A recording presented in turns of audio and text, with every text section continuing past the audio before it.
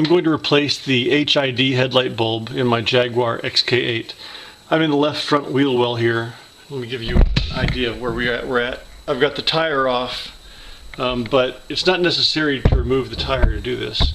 You can turn, for the front left wheel, you can turn the tire all the way to the right, and for the other side you can turn the wheel the other way.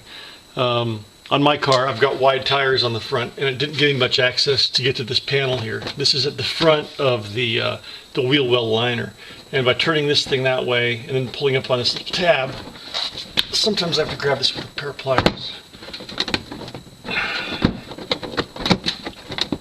I'm gonna go grab some pliers.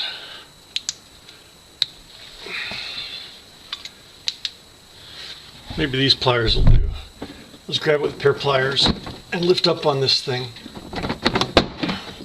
And this little panel pulls right out. Sorry about the bad lighting, it's daytime, it's just kind of dark in here with the black wheel well liner. So now that I've got that out, if you look up here, right here, this round thing, that is the cover that goes on the back of the headlight bulb. And so if you grab it and just pull it off, right there, that big square thing right there, that, let me try to zoom in. That big square thing is the back side of the bulb itself. And to get to it, there's the spring clip. You can see the spring on the back of the bulb there, the back of the square thing. On the left side of the spring, you have to push forward and then push up, and then the spring will swing clear. But you got to push forward and up to get it to swing clear. And once you've done that, you can take this there's a little metal cable, little braided cable on the bottom. You can pull that down, and that pulls right off. That's the wire harness. And then the entire bulb will come out. You want to be careful not to touch it, because if you want to reuse this, if you touch that bulb, it gets the oils from your finger on it and it won't work right. It'll burn out easy. So now that I've got that out, I can put the new one in. So here's the actual D1S bulb. I got these off of eBay.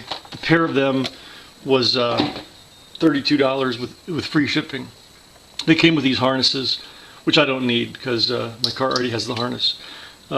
Make sure if you buy the D1S bulbs on eBay, you're getting the actual D1S bulb, not a retrofit bulb.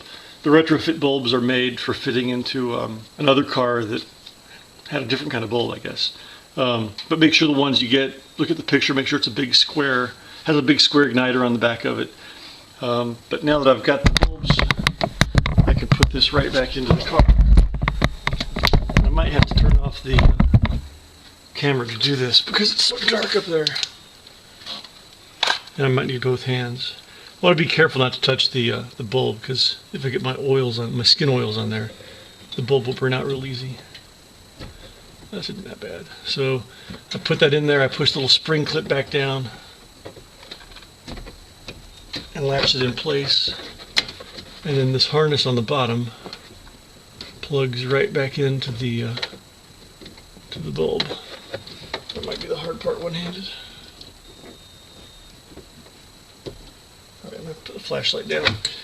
I'll show you when I get it all done. Okay, now I've got it back in. The hardest part was getting that little connector plugged back into the bulb itself. You got to have it lined up just right. There's not a lot of space in there. So it's all back in. I can put this little plastic cover back on. I can put the access panel back in and put the wheel on. The other side is the exact same way, except it's on the other side of the car. And